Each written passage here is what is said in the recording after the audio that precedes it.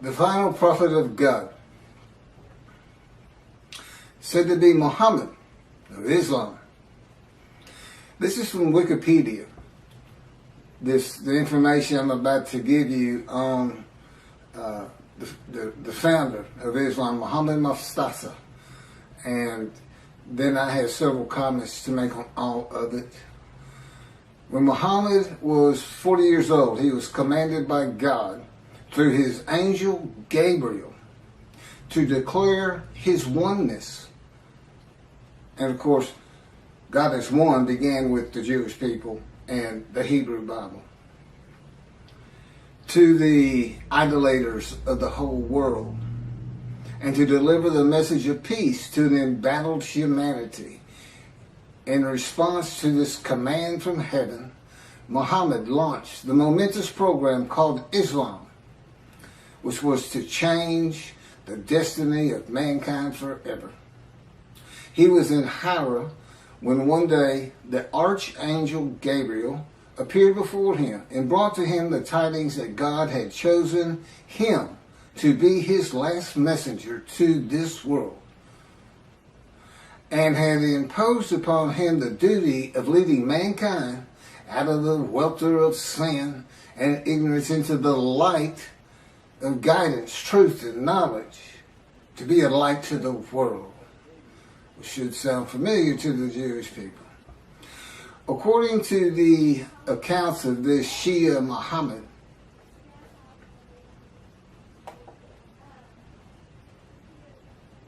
well, I'm working on this. Again, I'm just getting started on all this. And I have a computer in front of me because my cell phone is not responding correctly this morning. And the Lord wants me to get this done. And Gabriel's not an angel. Clearly, they plagiarized the Hebrew Bible and put into their own cultural laws and norms and what they consider morality. And of course, Christianity is based around a story. Just that, a story. They call it the greatest story ever told. I agree. It's a great story. Billions of people have been deceived into believing it. Now, I can understand the people of antiquity believing it, but the people today believing it,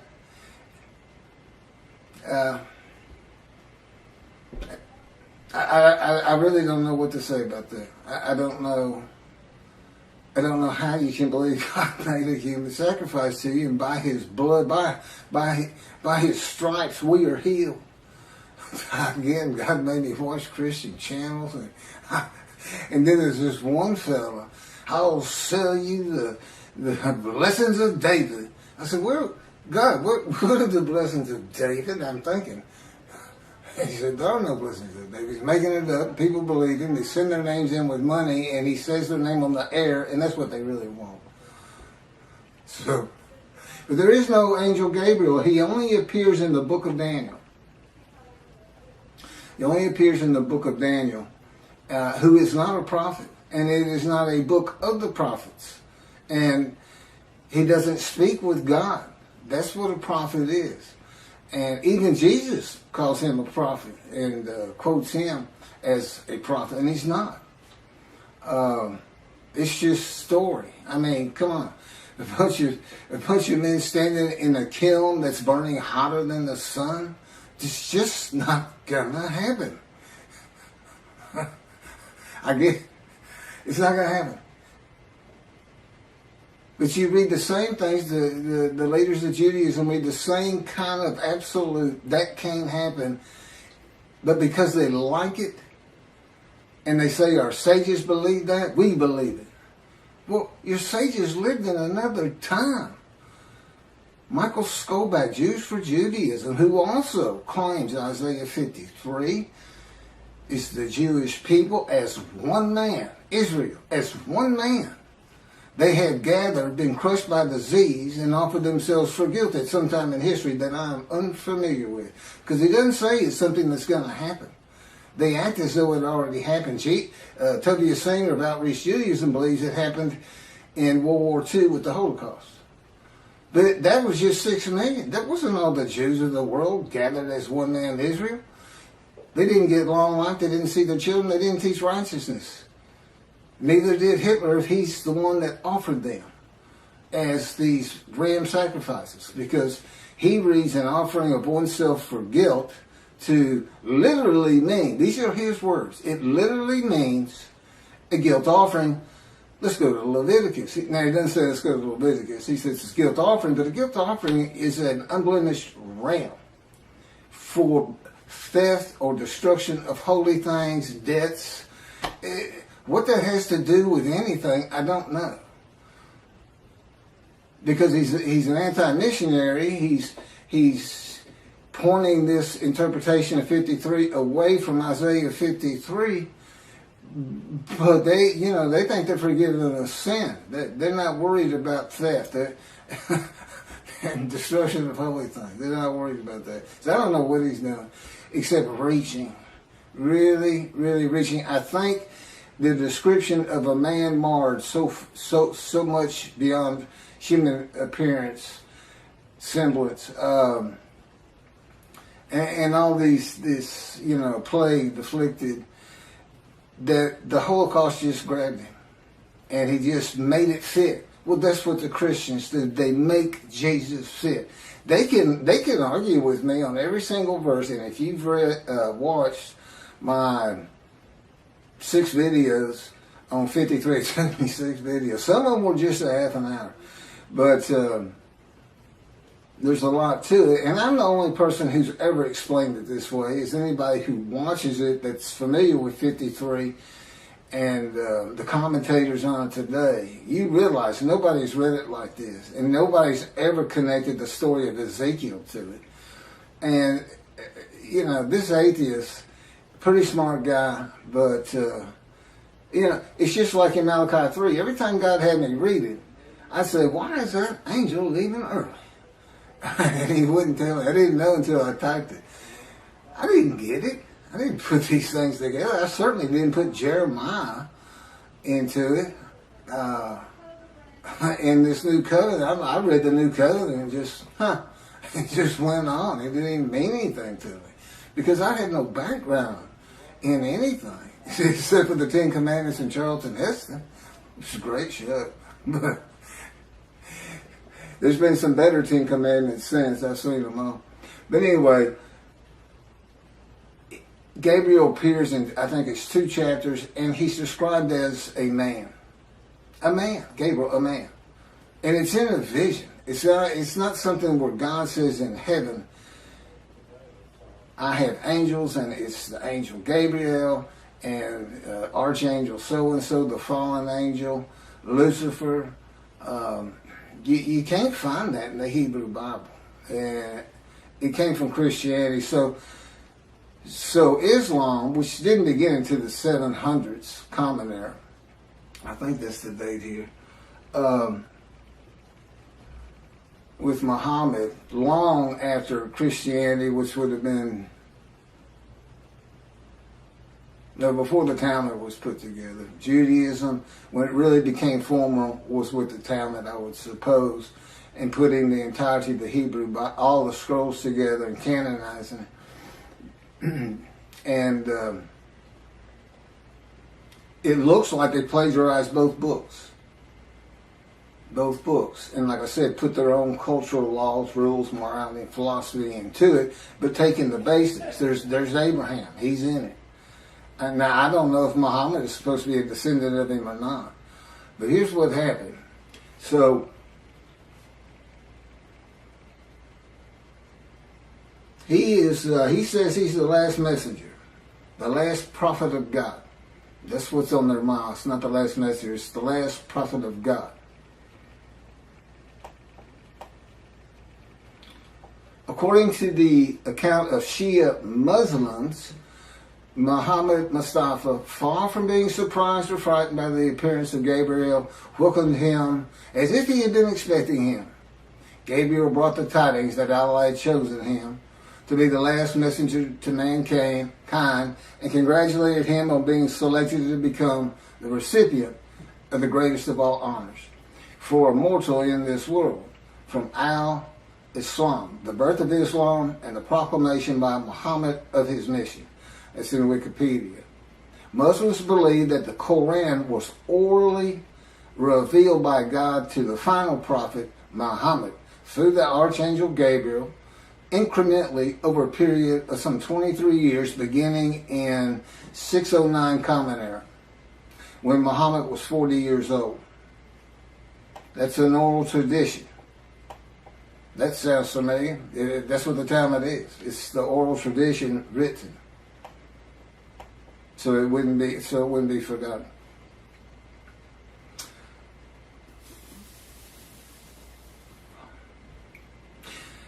And then he died in 632 Common Era. Muslims regard the Quran as Muhammad's most important miracle. He worked miracles like Jesus did. You know, he could bring tidal waves with fish to feed the multitudes. And Jesus fed 5,000 with 2 loaves and 5 fish, or 2 fish and 5 loaves, something like that. Fed 5,000 people. And a proof, his book, the Quran, a proof that he was a prophet, that God spoke to him through Gabriel, the angel. And Quran was the culmination of a series of divine messages, starting with those revealed in Adam and Eve, and ending with Muhammad. According to tradition, several of Muhammad's companions served as scribes and recorded the revelations. Shortly after his death, the Quran was compiled by the companions who had written down or memorized parts of it. That's from Quran in Wikipedia.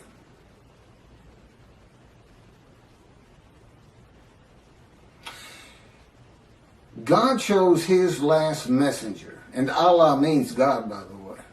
It's just not the God of the Hebrew Bible and the God of the Jews. God chose the last prophet, the last messenger, long before the time of Muhammad, when Malachi wrote Malachi.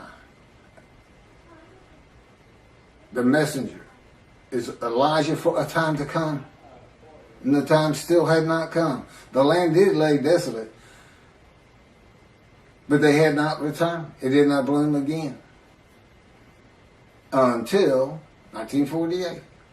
And even then it was a desolation. It took many years to get it going and renew all the old cities like Jaffa and Haifa and Tel Aviv. And of course rebuild Jerusalem. You know, it's a metropolitan area now. Elijah, which of course is me. Now, how do you think Islam's going to react to me?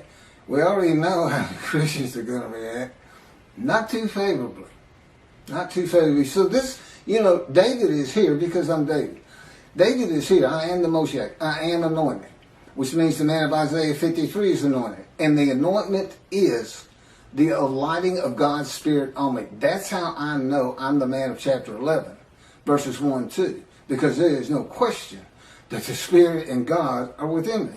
And that's how I know this whole concept of God is in His Spirit. And I can point to Scripture that says just that. And explains things where it doesn't say it. Now they believe Muhammad to be a prophet because of his book. I've got 2 books God dictated to me with all this information. This is chapter 49 of Isaiah 53 in the day of the Lord. See, it's not just about Isaiah 53. Now the last chapter is the day of the Lord, and I'm going to do that probably on a separate video. I may make this another 2 half-hour recordings. All my camera will take. So, God's righteous servant, me. I am the final prophet, not Muhammad. And as the final prophet, and with the God of the Jews, being the Abraham and Judaism being the Abrahamic religion that is correct. There's 3. I mean, if you really sit back and think about it, who's gonna win that? Who's going to win? There's three. Are the Christians going to win it with their human sacrifice? Are the Muslims going to when clearly it's just a plagiarization? They're going to be a light to the world. Peace and humanity.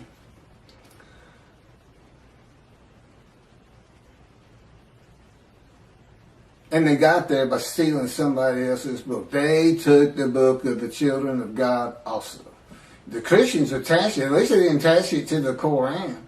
You know, I mean, that's a plus in their favor, I suppose. I'm going to go ahead and start into chapter 50. I didn't know all that. I didn't know that they were using an angel that doesn't exist. And he doesn't. I've been to having envisioned and told and in no uncertain terms that there's no such angels. There's no Michael. There's no Lucifer. There's no fallen angel. It's just part of a story because that's what the people in antiquity and today too, to an extent, they just like to believe in that. The Christians got so much jumbled up in their minds. So much of the religion conflicts and doesn't make sense. And they've got entire armies of demonic forces that are at war with God and this and that. I promise you. I know his power like the back of my hand. And there's no contending with him. Whatever he thinks is. He just wills it. Gone. You know. He can take this world and turn it into a pea. The size of a pea just by thinking it. He set off the Big Bang. That's how Genesis starts out. He divides light from dark and this and that. Yeah. We're the dark. And the division is the platform of heaven. And we know we're in the dark because he had to put suns in there for us. So it's kind of a blend. You have to look. The universe, his universe, the unseen realm, and then the real. The universe of real, which is like, you know, objects, solid things, stuff you can see, came with the Big Bang. And it's all within his original unseen realm. So we're a universe in a universe. It's not parallel universes, just one inside another. Totally different from each other. Science, totally different. We can never see the unseen realm except what he would place in our minds. I mean, he can place an angel Gabriel in my mind if he wanted to and have me believe it, and I would. But he doesn't. He's very real and matter of fact. And the fact that at this time, people are still believing the things of the people of antiquity who they didn't know anything. They didn't know anything, and they couldn't go there and say, "Well, I want to check that out. I don't know about that." You know, they couldn't. There's no bookstores, no schools, no teachers. About all you could learn from the wise man was the Hebrew Bible for the Jews, and they spent their life in that book. Well, I have it. I read it started reading it when I was 50, and it's only because God was teaching me that I have the knowledge that I do have. It's just not possible that any man could do that, and I know I could. So, anyway, the day of the Lord. Now, this is interesting because I had kind of forgotten this entire chapter. The term day of the Lord appears in the books of Isaiah, Ezekiel, Zechariah, Amos, Obadiah, Zephaniah, and finally, in the last book of the prophets, Malachi. In Ezekiel and Zechariah, the day of the Lord is said to be only against the nations, and in Obadiah against Edom and Esau, Christianity, and the nations. If you see Edom and Esau, it's Christianity. That's just Judaism. If you're going to take their book, take all of it. Take the oral tradition with it, Christians. They go together. The prophets warn that the day of the Lord is near, but it is not the end of the world. Now, this is true of the Essenes too. The sect of Jews who wrote the Dead Sea Scrolls. But and with the same concept, evil's going to be gone, but the good stays.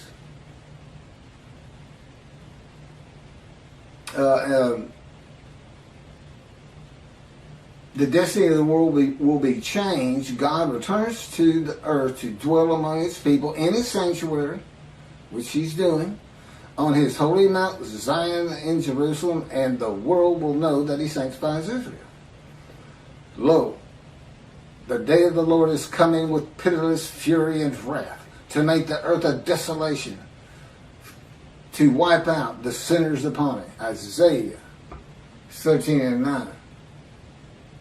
You say, well, see, that's not, you haven't been talking about that day of the Lord. Yes, I have. God's final word on it. Because that's not going to happen. That, again, that's just fun to read. It scares people. And, whoa, war's coming kind of a thing. For a day is near, a day of the Lord is near. It will be a day of cloud, an hour of invading nations. A sword shall pierce Egypt, and Nubia shall be seized with trembling. When men fall slain in Egypt, and her wealth is seized, and her foundations are overthrown. Nubia, Put, and Lud. These are names for for territories that are pre-biblical for the most. They're pre-Abraham.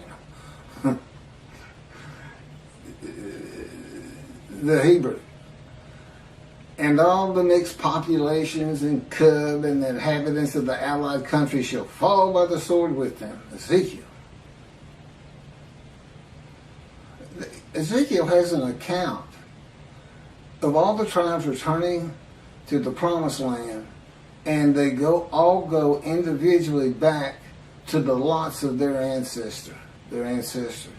Do you know how many? It is impossible to determine that. Rambam says, I can do it. I can tell him, no, I can't. He says, I do it by a spirit, and has no concept whatsoever that God is in his spirit.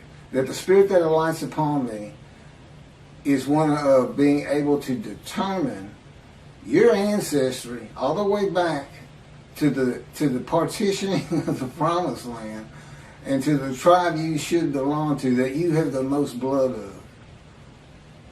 Okay. Sounds great, Ezekiel. I'm sure people will love it, but not going to happen. Not going to happen today. That's for sure. Yeah, David's here. The peace in the world. I'm here. It's just about undeniable. This is like 100 times more proof than Moses had. Nobody even knew he was writing the Torah. I'm sure nobody knew. And if they did know, they didn't care. And the fact that God was telling them, they may have believed, they may not have. Many of them would ask him, how do we know you're talking to God? Today he'd say, well, read this. It's called Leviticus. You think I woke up and wrote God's laws without him telling me what to do? Because I thought that's what he was telling me? That's the Christians. I'm getting the word from the word. For some reason, they call Jesus the word before he came into body. So they get a word from the word. The word, I think, means God. I'm not sure. But everyone who invokes the name of the Lord shall escape, for there shall be a remnant on Mount Zion and in Jerusalem, as the Lord promised. Anyone who invokes the Lord will be among the survivors. That's from Joel. For I have noted how many of your crimes and how countless your sins, you enemies of the righteous, you takers of bribes, you who subvert in the gate the cause of the needy. Surely, at such a time, the prudent man keeps silent, for it is an evil time. Seek good and not evil, that you may live, and that the Lord, the God of hosts, may truly be with you, as you think, hate evil.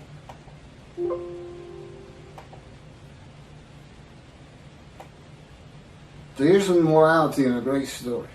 Day of the Lord. And love good. And establish justice in the gate. Again, the Essenes had gates. People like to hang out at them, as you can imagine. and tell stories. What else are they going to do? If they had enough food and everything, and have all your friends clapping you on the back. Great story. Great story. Look at all those Gentiles gathering around. Tell that Jesus story. Tell the Jesus story. Then look at them. They get all giddy. And they'll throw you some money. Yeah, it could have happened. Could be like that. And I got a real long, I'm going to skip this one from Zechariah, but finishing up with Zephaniah on this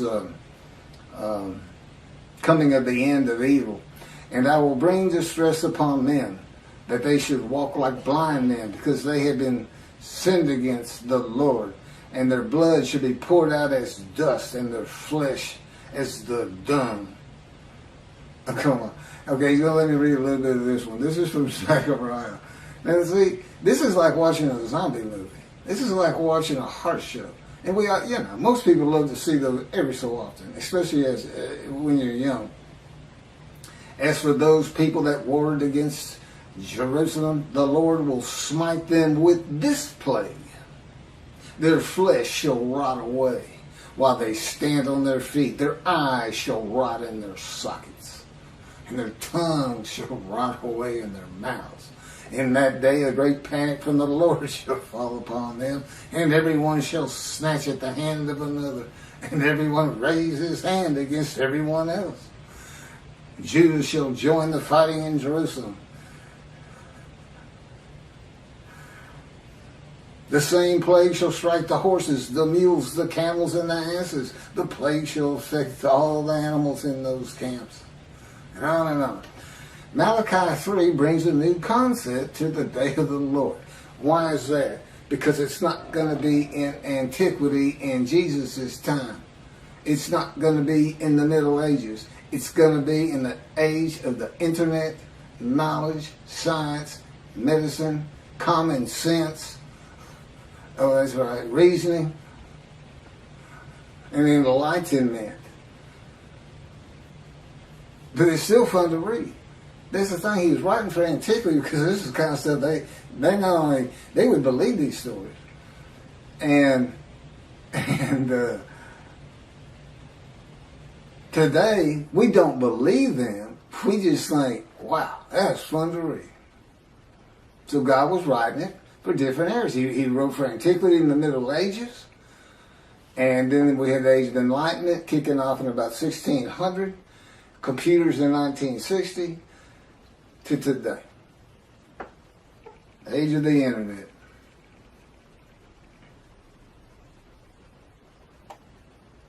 So what new concept in the day of the Lord does Malachi bring? It's God's final word on the day that he's preparing, where the new covenant is delivered. And again, he knew they were going to be dispersed, and apparently he had a pretty good idea when they would be coming back.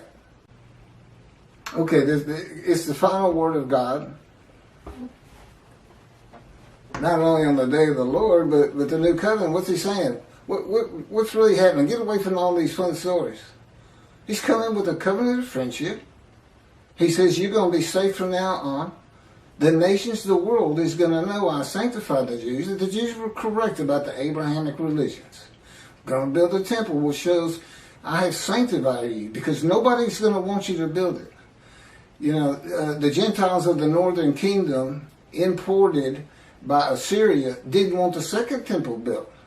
They obstructed the building of it and tried to stop it completely with letters to Cyrus. Or to whoever was leading Persia at the time they sent the letters.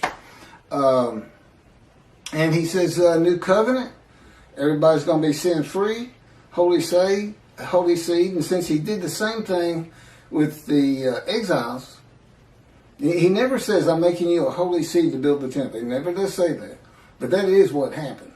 And it's going to happen again. He's going to have that temple built, I don't know, 10, 20 years from now. I don't know. Presumably before I die. But now David, he died before the building of the first temple. Although he had a lot to do with gathering all the materials for it and the wealth that went into it. and Solomon had a home to be honored. There's always a lot of things happening again that are real. As a matter of fact, it took longer to build Solomon's house than the temple. So he must have had a pretty honorable abode, right? That and God talked to him. Now, God doesn't address the nations. As I started out, these different days of the Lord's in the various books, some are just pointed at Christianity, some is the nations. They kind of differ. But Malachi 3 is real clear. It's the Jewish people, the people of the land of Israel, as much as anything. That's the focus. When I come back, the sanctuary to be placed amongst his people in Jerusalem. Although the covenant, the friendship covenant does not say in Jerusalem. I think that's pretty much implied. Although as David purchased the Temple Mount for God after he had failed the test that God put him to, as kind of a making up for it. I watched this land, and I could go back. There's people who have raised millions of dollars for the building of the third temple out there right now. Just on the belief it will happen. God will come. They just don't know how because of the false teachings. Teaching of antiquity. The teachings for people of antiquity. Well, the people today aren't of antiquity. Compared to those people, they are all brilliant geniuses. Every single person who has a computer is a brilliant genius. Knowledgeable. Over these people. So, here's God. Not only is he saying something different than your traditional day of the Lord, he's saying in future times, in the times where man is more enlightened, knowledgeable, we're just going to build a sanctuary and everybody's going to be safe because that's just going to keep people from picking on you as much as they are, and they'll have it in their minds, just don't mess with them. That God could be in there. God might be there after all. Keep the Middle East at bay. And of course, when I die, that's not to say God's not going to continue on as he did with Solomon, with Elijah. That was followed up by Elisha. The Davidic dynasty was supposed to continue the line of David, but I don't believe there's anything that, his covenant does. Well, my son's a great guy, and God says, would you want me to put him through that? What you've been through? And I thought about it. I said, that'd be good for him. I mean, I really wouldn't wish that pain on anybody. But it changes to so much for the good. And you can't really feel another person's pain. I know that pain. I still live in it. You can't imagine what happened to me just 2 months ago. Oh, I can't. I'm not allowed to tell you, and I wouldn't tell you. But it was brutal. It went from, I have my top 5 things that he's done to me, and it moved up to, it went by everybody to number 1. It made number 1. I hope that's the culmination of those events. So anyway, lasted about 3 months. So back to this. So it doesn't address the nations, but only Israel and its people, which is all Jews of the world. Everybody in the world is forgiven. Doesn't mean you go to heaven. Got to be in right standing. And hopefully this is going to be, there's all the Jews aren't coming back to the promised land, to Israel. But I think my presence, and particularly if you build the temple, and then consider this. The nation, if you think the Christians are friendly to you today, you're not going to be saying that 2 or 3 years from now. Not when you can put in their face, we told you we were right. Because that's what they're always telling you. You don't even know how to read your own Bible. That's Jesus. That 53 is Jesus. And you've got all the arguments that I'm putting before you. By the way, this Isaiah 53 in the day of the Lord, every single one of the 50 chapters is summarized in a paragraph. A few of them 2 paragraphs. as an addendum. If nothing else, you stop it. It's like 6 pages. I don't know how many pages. It might be more than that. Okay, it might be a lot more than that. But anyway, if you're in a bookstore, just flip to the back, read the addendum, and just see all the different things that are addressed that really aren't Isaiah 53. The first 20 chapters are kind of like, you need to have this knowledge. You need to know about angels and God in his angel. And a lot of I've kind of broached, but moving on.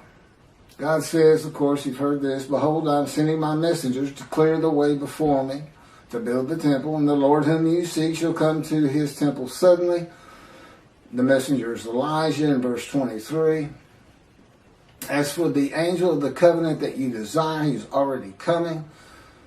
I've talked about that. The angel of his presence brings the new covenant, Jeremiah 31.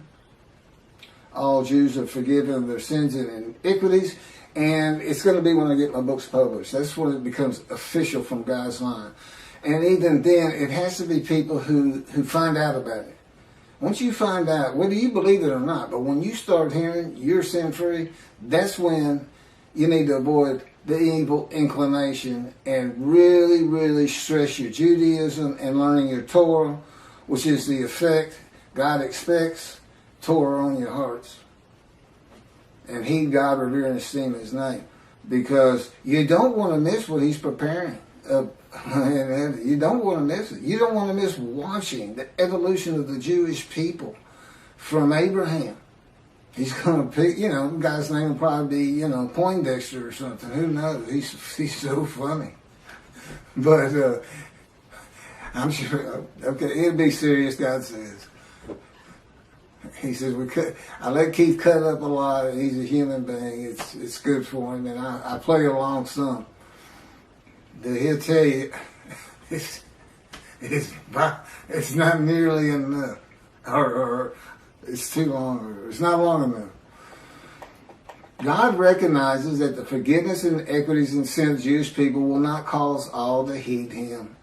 And in Malachi, he says it, I know there are those that don't. Those that do, I'm putting in a scroll of remembrance. In Christianity, believing in Jesus and accepting him as his one Lord and Savior brings sin forgiveness and entry to heaven when he returns. I've covered that. Even if you've committed murder and other crimes against humanity and God, and that's just not true with the God of Israel. He's not going to have bad people up there.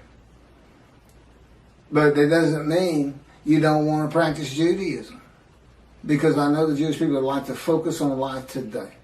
The heaven that the Christians dream of and think of is not first and foremost for the Jew. It's being a light. It's living life as well as it can with all these instructions God gave us on how to do it. And so this is bonus time, and God knew that. You just have to understand, he's able to play these things out in his mind as though he sees the world, the evolution of generations and cities being built and things being invented and knowledge and universities coming in. And he can just watch it all happen, and he can see what's going to happen to the Jews. He knows they're going to get destroyed in Europe. And he'll tell you, okay, I'm not supposed to go into that. Maybe someday.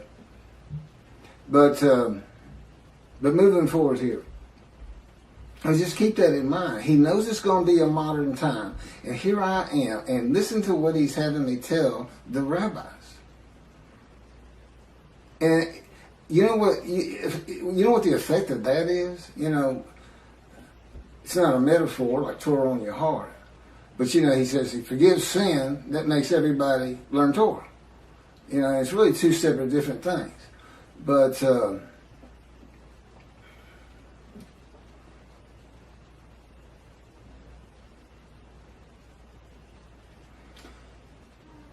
anyway, God knew in modern times of secularism and reliance on science, medicine, and technology that his righteous servant might not be recognized.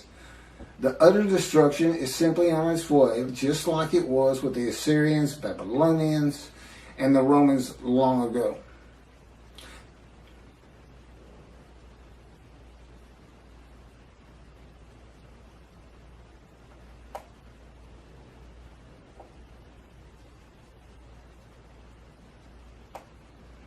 There's no mention in Malachi 3 of the destruction of the nations, as it is in some of the books and chapters and verses that I just read at the beginning of this video, or at least on the day of the Lord.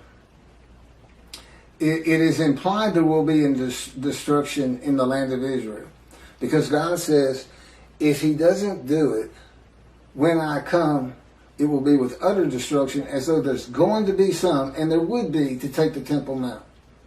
It'd have to be something like the 6-day war. I don't think Israel would ever just storm it and say, well, that's it, we're just tired of it.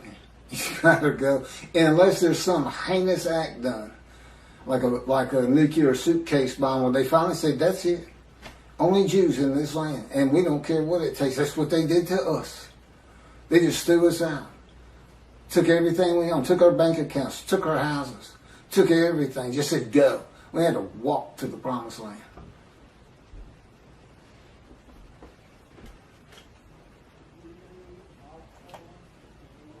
But it's the building of the third temple. Now, I remember that. It's the building of the third temple. That's what's so important. Defeating the enemies of the nations that come against Israel, and the sanctification of Israel, the land and people blessed by God with His presence in His sanctuary, is how utter destruction is avoided in the awesome, fearful day of the Lord. So it's the exact opposite. He's not coming to destroy evil. He's coming to safeguard the Jewish people, so we don't see a Holocaust again. Basically, that's what He's telling you. If the land were destroyed today by nuclear bombs from Iran, 10,000 missiles launched at the same time from Lebanon, and don't care, the sling of David, the protective system to bring down rockets is never going to be able to stop that. And you got 7 million Jews there. And we lost 6 million in the Holocaust. And that's such a brutal thing and brutal time. I still have a hard time understanding how we've already advanced so far, as awful as things are even today, from that. Where people could, the Nazis, they singled out children. That was their favorite kill. If they were running low on bullets, instead of shooting the kid or gassing them, they throw them in those kilns alive. So, that's just, and it's a people. It's not some madman. It's not Dahmer. It's not just one crazy person out there. It was an entire country, and it wasn't just there. Russia was doing the same thing.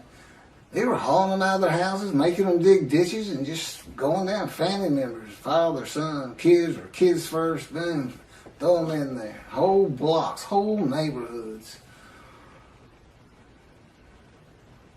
I don't want some of the visions He's given me to make me really feel and understand what would it be like for the Gestapo just to break down your door, and you're sitting with your family at dinner and you have no clue who they even are, and all of a sudden everybody's being murdered, and your girl's raped first, and your wife.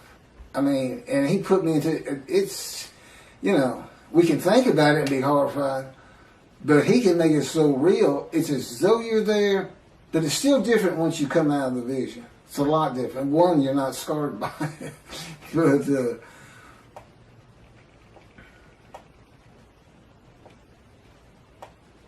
I have a lot of things that's just about it for the day of the Lord that I have.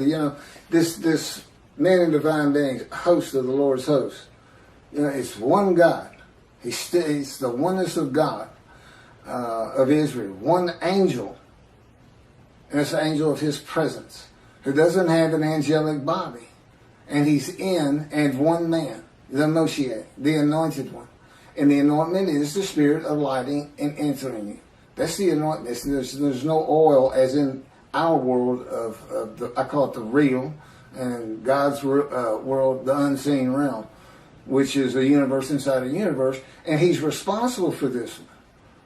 You know, he made a division of the heavenly bright white light you can't even see in it.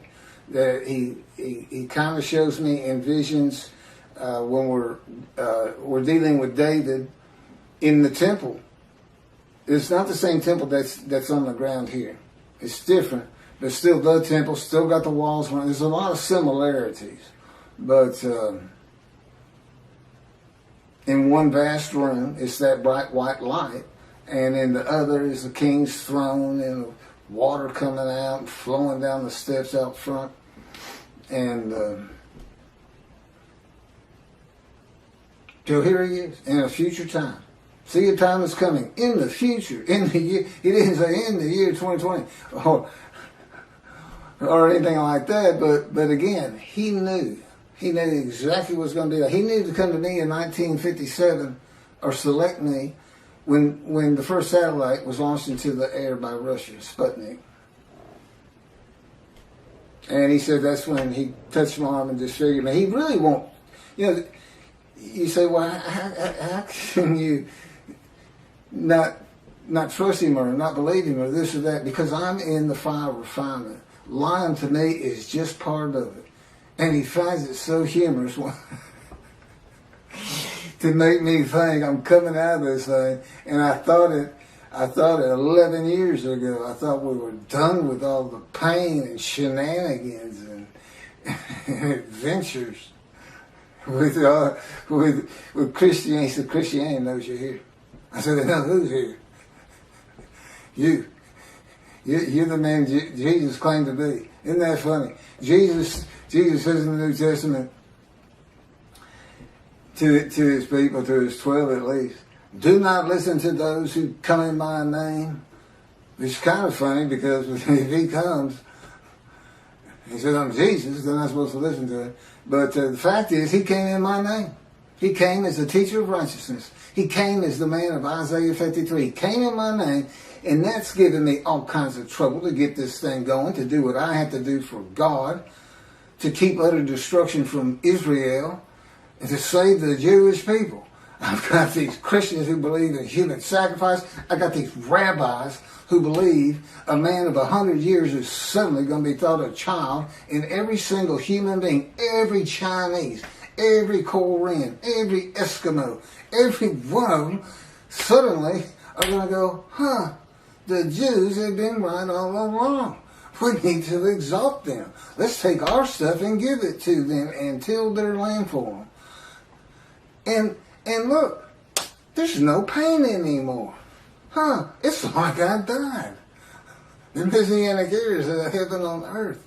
That's what antiquity believed in, and the resurrection. So I got to deal with that. Aren't they supposed to be protectors of the Jewish people? Follow God's laws, have better lives, morality. Look at, you don't just go hurt people. You don't keep people from doing what they need to get done with lies and false teachings. Oh, I'm sorry, I fell into the rabbis again. I call it a lie when you say the Jewish people gathered as one were stricken and plagued with disease as one, and as one offered themselves for guilt to God, passing a test of devotion, and that they then went out and had long lives, all saw their children, and they made the rest of the world righteous. Well, let's see you do it, Israel. Hey, rabbis, Tobias Singer, Michael Skolback, all you people who preach Israel as the man, the Jewish people, described in Isaiah 53, I want to see you, since you want me to go build a temple as David, you want me to bring peace between the nations and throughout the earth, you want me to end pain in the individual, you want me to teach billions of Chinese how to speak Hebrew, That's what you want me to do? I want to see you make the world righteous. I'm the righteous servant, and I dedicate it, and I pass it to you. How you like that? I'm not going to let you stop me, and guess what? I got somebody behind me that you don't want to contest or contend with. Because people throughout this land are going to hear this very speech about you in Jews for Judaism and Outreach Judaism, your 900-page book, which I shudder to even think about opening personally because of your midrash on Isaiah 53, which you had posted on your Facebook notes, and I was one of your friends, and you said in it, share this with everybody. You gave me the right to use it as long as I don't slander you, perjure you, and guess what? God had me type in Isaiah 53 in the day of the Lord, which will become a bestseller someday. A big part of your midrash on the human sacrifice of the blemished rams by Hitler, which shows that Isaiah 53 describes the Jewish people, 6 million of them. Well, that's all I have on the day of the Lord, and doing my job of bringing the wrath and bringing the reckoning. I'm the righteous servant, I'm David, I'm Elijah, and the prophet like Moses. And soon to be published, a song, a new song God had me write. And I am an eternal priest of the order of Melchizedek and King David, and a rightful king. That would be leader. It's the same song David used. It's scripture. When David wrote it, God told him, David, write this down, a Psalm of David. My Lord said to his Lord. And there we go again with Christians. They say that if it's the Lord and he's talking to the Lord, that's God of the Trinity talking to Jesus. What's the problem? One of them's capitalized and one's not. What was the other big reason? Well, just read it. It's a song about him. It's written by somebody who works for King David, a servant, something in the kingdom. He's writing of him when you read it, because he would be Lord to this man. He's a lowly servant. Yes, Lord. You know, he's a king. That's what you say. It's not Jesus. It's not meant to be Jesus. It's not a, what do they call it? Epiphany of Jesus? I don't know what it is. God wrote stories that have meaning that's just not right there until you know the story of Jesus. I got to end with this, since I apparently still got a little camera time. So, nothing is ever written about Jesus. Okay, nothing in Dead Sea Scrolls, nothing by them. No commotion at the gate, Essling gate with Jesus saying that, you know, you can't say you're the righteous servant because our founder is the righteous servant.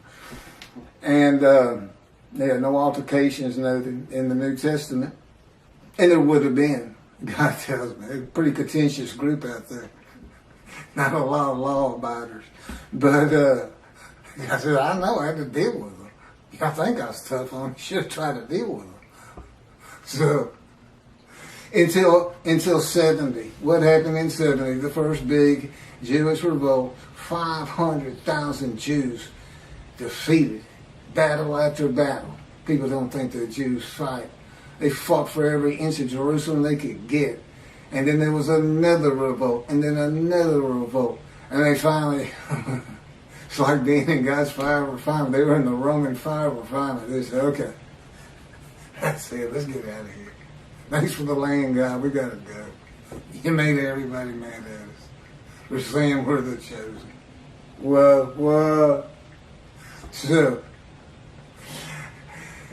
that's when the first book, so you can see these two rabbis, trudging along through Syria and heading towards Europe. And what are we going to do for money? What are we going to do? I got kids, everything. I can't go to synagogue and make money. That's how I make my living, is teaching the Hebrew Bible. His friend says, first says it's Shlomo. that story about the Jesus. I get money every time I tell that story, especially if I change it up a little bit. Every time I tell that story, boom, I got lunch, I got dinner. I sometimes have food for the next day. They love it. They just get all, I believe, praise Jesus, falling on the ground. Holy rollers. That's where the first holy rollers came from. If you don't know what that is, look it up. He says, you got it. They love this stuff. And Slow-Mo looks at him and says, oh, you got to be kidding me. You can't put that story in the Hebrew Bible. You can't connect Moshiach to that. He comes in, rides ass in Jerusalem, and defeats Rome, and becomes king of the world. What are you talking about? We'll just change it. Maybe it was the writers who were deceitful. That it would only be because there was no Jesus. Nothing written about him. Are you kidding me? Man's walking on water, feeding everybody. The blind see, the crippled walk, dead or risen. You think he'd have probably taken the Roman leader's position from him. That's what he would have done, and just made them leave. He'd used his head instead of trying to fight them hand-to-hand combat. I guarantee you, the revolts would have had more success, although ultimately beaten down just by numbers, if God in me had been there with this unit, this human body, or any other human body. Just because he knows everything. He said it'd be more like the Americans fighting the British, hiding in trees and bushes and stuff. So anyway, thank you. Tell anybody who's interested in Isaiah 53 that there's a new take on it. There's new explanations. And tell them it's the leper scholar. That's from the Talmud, Babylonian Talmud. There's actually, it's quoted something, Sanhedrin 9b. I'm not sure if that's in the Talmud or it just gets spoken of in the Talmud. I know the Sanhedrin, I know what they are. But I don't recall seeing anything that in the Talmud, Sanhedrin is like a special book or something, or some extra, or a section. I don't recall ever seeing that. And again, this is where, God, I'm still a human. I'm still Keith. And the way he does that is I still can't find my car keys. If I had a car. And, I'm the same old forgetful person. He keeps me forgetful. But I'm still a lot better than I was. Anyway.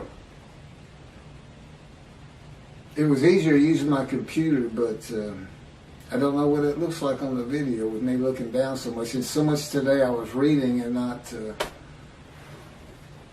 being able to, like Isaiah 53, it's on the tip of my tongue anytime. But I hadn't looked at these two in a couple of years.